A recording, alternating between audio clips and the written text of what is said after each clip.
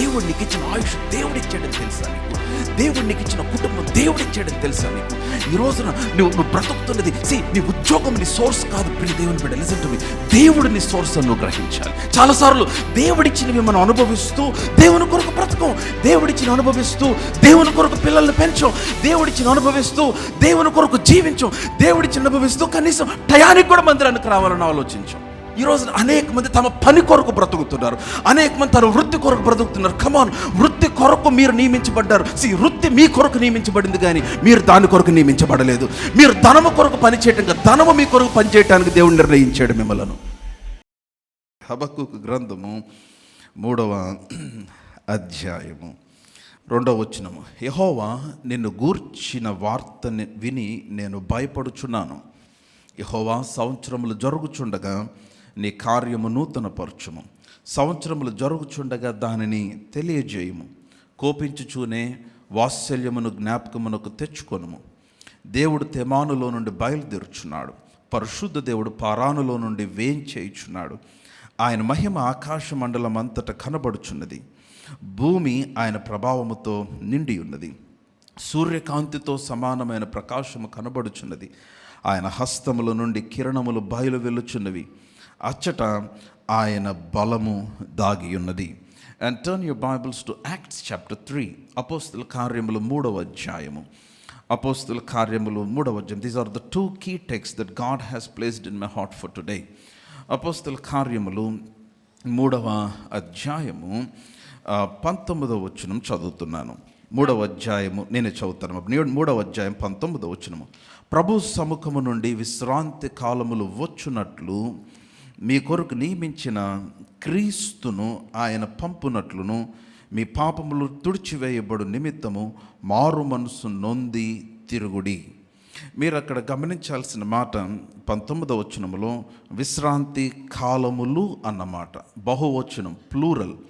The times అన్నమాట, times of refreshing, times, not just time.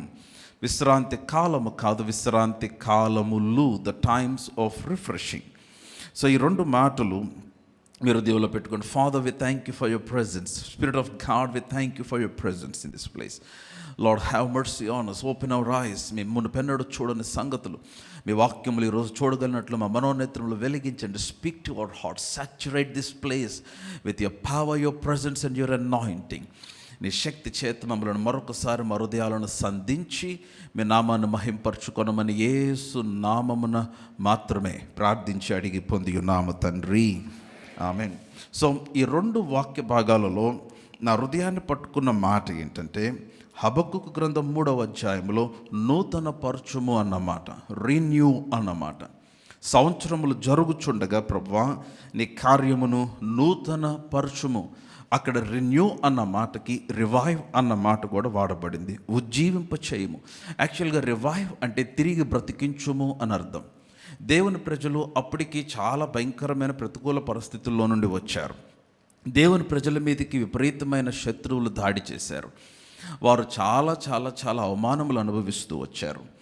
ఈ పరిస్థితులన్నింటిలో నుండి హబక్కూకు ప్రయాణిస్తూ వాటిని చూస్తూ అతడు ప్రార్థించిన తర్వాత దేవుని యొక్క ఆత్మ ప్రేరేపణతో అతని ప్రార్థన, యాక్చువల్గా హబక్కూకు గ్రంథము ఈ 3వ అధ్యాయం ప్రాముఖ్యంగా అతను అంటున్నాడు, ప్రభా సంవత్సరములు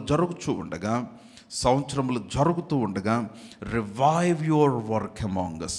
మా మధ్యలో నీ కార్యమును మరలా తిరిగి ఉజ్జీవింపచేయి, లేకపోతే నూతన పరచు. Come on, hallelujah. Renew your work, నీ కార్యమును నూతన పరచుము. అయితే న్యూ కవెనెంట్కి వచ్చేసరికి, నూతన నిబంధనలోనికి వచ్చేసరికి, ఇది పేతురు మాట్లాడుతున్న వర్తమానము. ఆది సంఘముల పెంతెకోస్తు దినమున పరిశుద్ధాత్ముడు దిగివచ్చిన తర్వాత, సంఘం ఏర్పాటు చేసిన తర్వాత, 3వ అధ్యాయంలో కృంటివాడు బాగుపడిన తర్వాత, శృంగారమున దేవాలయము దగ్గర అతడు ఆ యొక్క కృంటివాడు స్వస్థపరచబడిన తర్వాత పేతురు మాట్లాడుతున్న వర్తమానం ఇది. ఇదిగో ప్రభు సముఖము నుండి విశ్రాంతి కాలములు వచ్చును అన్నాడు. Now there will be times of refreshing coming from the presence of God.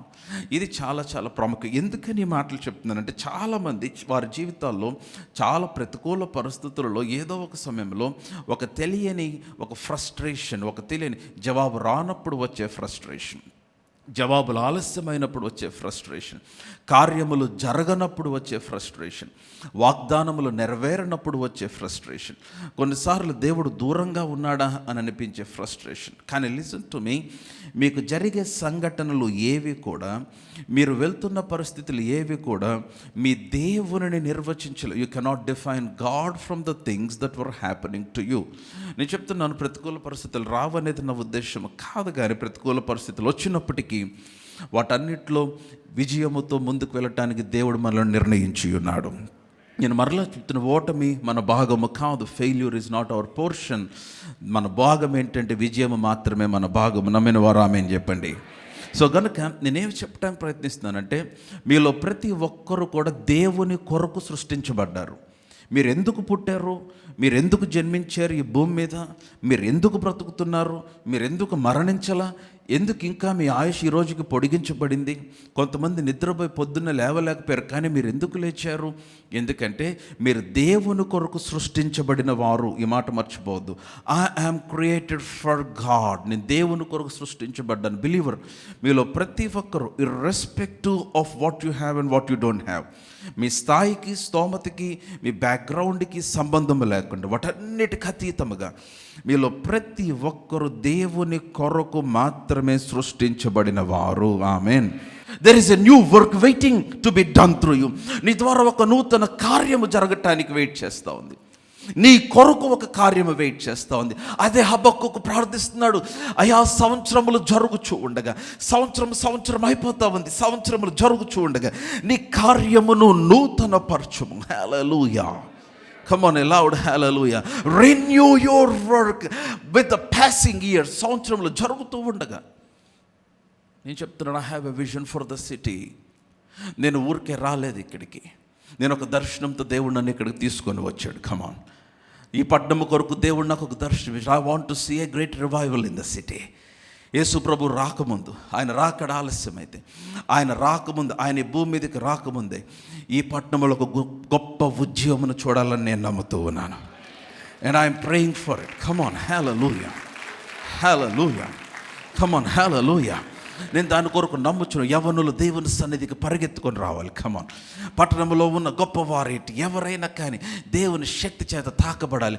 Guntur పట్టణము దేవుని యొక్క సన్నిధి చేత నింపబడాలి. కమాన్, హల్లెలూయా. ఇది సాధ్యమైన 100% సాధ్యం మనం ప్రార్థన చేయగలిగితే. ఆమేన్. I'm believing for a revival, a great move of God in the city. ఈ పట్టణంలో ఒక గొప్ప కదలిక, దేవుని శక్తి కొరకు నేను నమ్ముతున్నాను. మీ పిల్లలు దేవుని ఆత్మచేత పట్టబడుట కొరకు నేను నమ్ముతూ ఉన్నాను. మీ కుమారులు, మీ కుమార్తెలు, వారు ఏమి చేస్తున్నారు, వారు ఎక్కడ మీలో అనేకులు, నేను చెప్తున్నాను, ఇక్కడున్న అనేకులు గొప్ప దైవజనులు అవ్వాలని నేను నమ్ముతూ ఉన్నాను.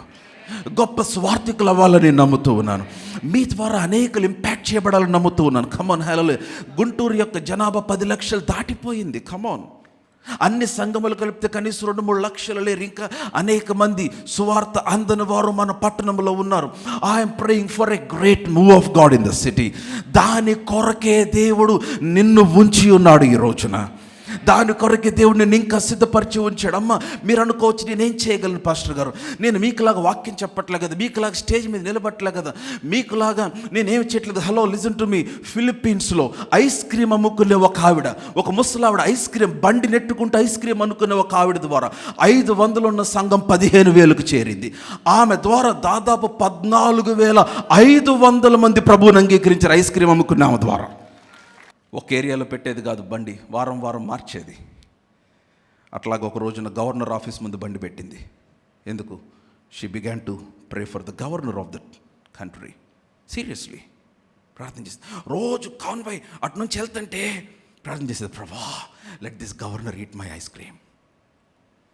ఇతను తాకాలి, ఇతను పట్టుకోవాలి, ఇతను దేశంలో ఉన్న నాయకులు పట్టుకుంటే దేశాన్ని పట్టుకోవచ్చు. Use to pray. ఆయన ఆఫీసులోకి వెళ్ళి ఆయన ఆఫీసులో కూర్చొని ఆఫీసులో నుంచి చూస్తే రోడ్డుకి అవతల పక్కన ఏం ఐస్ క్రీమ్ బండే కనపడేదంట. ఒక నెల రోజుల తర్వాత ఆయనకి ఎందుకో ఒకరోజు ఖాళీగా ఉండి ఐస్ క్రీమ్ తినాలనిపించి వాళ్ళ అసిస్టెంట్ పంపించి, ఆ ఎదురెవరో ఒక బండి పెట్టింది కదా, ఇదేంటి కనుక్కో ఐస్ క్రీమ్, అది తీసుకొని రా అన్నాడంట. ఐస్ క్రీమ్ తిన్నాడు, దేవుని ఆత్మ అతను పట్టుకున్నాడు. కమ్ ఆన్, హల్లెలూయా. ఆయన అన్నాడంటే this ice cream is so special. Assistant అంటే ఏముంది సార్ అంటే, నువ్వు కూడా తిను సార్, ఇది ప్రతి చోట దొరికేది, నార్మల్ కాదు కదా, నువ్వు కూడా తిను. నెక్స్ట్ డే మళ్ళీ తిన్నాడు, 3వ రోజు మళ్ళీ తిన్నాడు, 4వ రోజు మళ్ళీ తిన్నాడు. ఆ నెక్స్ట్ వీక్ ఆమెను తన ఆఫీస్కి పిలిచాడు. Where did you get this ice cream? Address చెప్పింది. అడ్రస్ చెప్పి, అక్కడ అంతా బాగుంటుందా? తెలియదు సార్, కానీ నా దగ్గర కొంటే బాగుంటుంది. And somehow she build the conversation. నేను ఆ స్టోరీ అంతా చెప్తే టైం అయిపోద్ది. ఆ కాన్వర్జేషన్ బిల్డ్ చేసింది. And she invited him to her church. Sir, ఒక సండే మాకు చిన్న సెలబ్రేషన్ ఉంది, why don't you come to the church? And he came to the church. National news హెడ్లైన్స్లో వచ్చేసింది, గవర్నర్ చర్చ్లోకి వచ్చాడని. అండ్ సిన్స్ దెన్, ఆ రోజు నుంచి he has become a faithful believer in the church. దేవుడు అతను పట్టుకున్నాడు. ఇంకా అతను రావటం స్టార్ట్ అయిన తర్వాత, కమ్ ఆన్, హల్లెలూయా, అతను రావటం స్టార్ట్ అయిన తర్వాత దేశంలో అనేక మంది అఫీషియల్స్ రావటం స్టార్ట్ చేశారు. అనేక మంది కొత్తగా రావటం. ఆ పాస్టర్ ఇచ్చిన సాక్ష్యం ఏంటంటే, in 20 years, so in 5 years, 5 సంవత్సరాల్లో 500 మంది ఉండే సంఘం 15,000 అయిపోయింది. Only because of this lady who sells the ice cream. Come on, praise God, hallelujah, hallelujah. What are you doing with your job? దేవుడు నీకు ఇచ్చిన ఉద్యోగం దేవుడు ఇచ్చాడని తెలుసా నీకు? దేవుడు నీకు ఇచ్చిన ఆయుష్ దేవుడు ఇచ్చాడని తెలుసా నీకు? దేవుడు నీకు ఇచ్చిన కుటుంబం దేవుడు ఇచ్చాడని తెలుసా నీకు? ఈ రోజున నువ్వు బ్రతుకుతున్నది, నీ ఉద్యోగం నీ సోర్స్ కాదు ప్రియ దేవుని బిడ్డ, లిసన్ టు మీ. దేవుడు నీ సోర్స్ అని నువ్వు గ్రహించాలి. అందుకని దశంభాగం ఎందుకు ఇస్తామంటే, అది నాది అనుకుంటే ఇవ్వలేము దశంభాగం. ఎందుకంటే నా దగ్గర ఉన్న దాంట్లో 10% పోతుంది. నేను దశంభాగం ఎందుకు ఇస్తాను? Because I love him. Job is not my source. ఉద్యోగం నా సోర్స్ కాదు, నా బిజినెస్ నా సోర్స్ కాదు. దేవుడు నా సోర్స్ కనుక, నన్ను పోషించు పోషకుడు ఆయన కనుక, నాకొచ్చు రాబడి అంతట్లో 10వ భాగం నేను ఆయనకిచ్చి కనపరుస్తానన్న ఆ కృతజ్ఞత నువ్వు తిరిగి ఆయనకిచ్చినప్పుడు, నీ చుట్టూ ఫిజికల్ రిసోర్సెస్ అన్ని ఆగిపోయినా నీవు సమృద్ధిగా బ్రతుకున్నట్లుగా ఆయన చూస్తాడు నిన్ను. That's the secret of tithing. It's not that God wants to get your money. దేవుడు నీకు ఉద్యోగం ఇచ్చి నీ డబ్బు తీసుకుందామని కాదు. కమ్ ఆన్, లిసన్ టు మీ. చాలాసార్లు దేవుడిచ్చినవి మనం అనుభవిస్తూ దేవుని కొరకు బ్రతకం. దేవుడిచ్చిన అనుభవిస్తూ దేవుని కొరకు పిల్లల్ని పెంచం. దేవుడిచ్చిన అనుభవిస్తూ దేవుని కొరకు జీవించం. దేవుడిచ్చిన అనుభవిస్తూ కనీసం టయానికి కూడా మందిరానికి రావాలని ఆలోచించం. You are created for God. Tell to somebody you are created for God. చెప్పాలి, మీ ప్రక్కన వాళ్ళకి చెప్పండి, ఖచ్చితంగా చెప్పాలి. Come on, you are created for God. మీరు దేవుని కొరకు సృష్టించబడ్డారు. చెప్పండి చెప్పండి చెప్పండి చెప్పండి చెప్పండి. నేను వెయిట్ చేస్తాను. కనీసం ఇద్దరికి చెప్పండి, మీరు దేవుని కొరకు సృష్టించబడ్డారు. I don't know what's going on in your life today, believer. ఈ రోజున మీ జీవితంలో ఏం జరుగుతుందో నాకు తెలియదు. మీరు దేవుని కొరకు సృష్టించబడిన వారు. నమ్ముతున్నారా? మీరు దేవుని కొరకు సృష్టించబడ్డారు. You are created for God. ఆయన మహిమ కొరకు సృష్టించబడ్డారు. ఆయన మూలముగా, ఆయన ద్వారా, ఆయన బట్టి మీరు సృష్టించబడ్డారు. So God has a purpose over your life.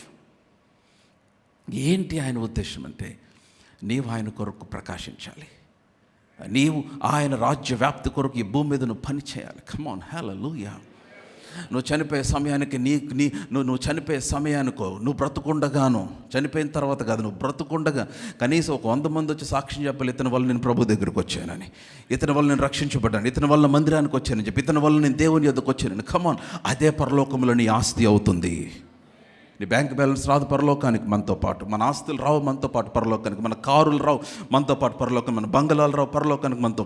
క్రీస్తు కొరకు మనం చేసినవి మాత్రమే మనతో పాటు పరలోకానికి వస్తాయి. What have you done for the lord?